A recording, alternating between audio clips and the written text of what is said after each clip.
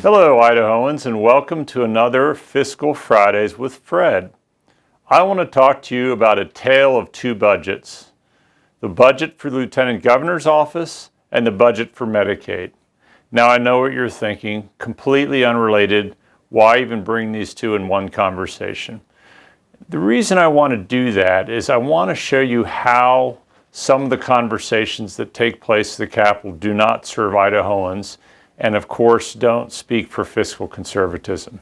So we have Lieutenant Governor McGeachin, and she took office in 2019 after being elected 2018, and her budget for fiscal 19 was $178,000. And it's a small office, it's considered a part-time position, and her request for fiscal 22 was $185,000. Now we might argue it shouldn't go up at all, but there are some pay increases that go with these offices, but it's not a huge amount.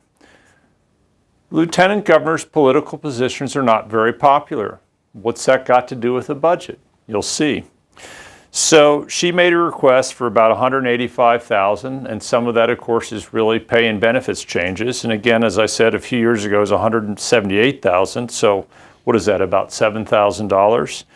Well, the legislature, through the Joint Finance and Appropriations Committee, cut her budget, and they cut it to about I think it was $166,000 initially.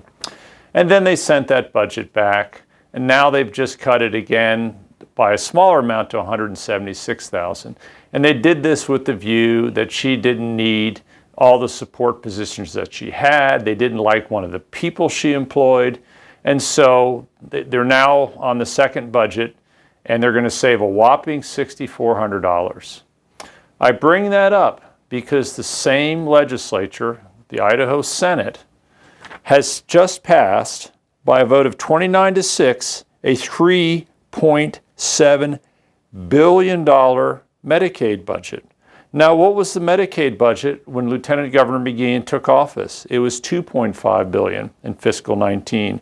The Medicaid budget is up $1.2 billion, and yet some of these legislators are focused on saving $6,400 in the Lieutenant Governor's office. And the reason is political payback. They don't like her politics, and so they think this is a way to get back at her to cut an allocation for her staff. And I mention this because it's important to understand that that Medicaid budget that went from $2.5 billion to $3.7 billion in 3 years, that's an enormous increase, obviously over $1 billion.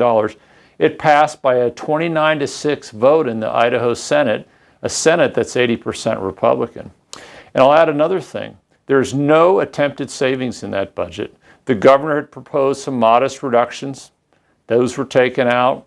There were going to be some dollars spent to get some work requirements or other sideboards. Those were taken out. It's autopilot spending. I think it's important that Idahoans realize that there is not a focus on fiscal conservatism at the Capitol in some of these budgets, but political gamesmanship. Thank you for listening to another Fiscal Friday with Fred.